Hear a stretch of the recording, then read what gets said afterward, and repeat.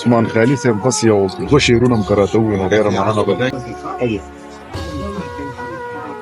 دا یو غزل دی چې وایي ښکلی د شونډو هم د خال رنګ و، ښکلی د شونډو هم د خال رنګ و، یو د یوسف بل د بلال رنګ یو و، د یوسف بل د بلال رنګ و. ډېر او چې یو بصري موسی غورځوو سا جبا ستا د جمال رنګ و، او دواړه د امن په نامه زاړه شو، که د شړۍ او که د شال رنګ و، او ستا په ښکلا کې بدماشي ډېره وه او زما په مینه کې د سوال رنګ و. ستا په ښکلا کې بدماشي ډېره وه او ستا زما په په ښکلا کې بدماشي ډېره وه او زما په مینه کې د سوال رنګ و، او د دروازې رنګ دې هېر شوی رانه، خدای خبر څنګ دې د دیوال رنګ و، او ستا د دې ښکلو ښکلو سترګو په شان عثمان خیالي زما د خیال رنګ و.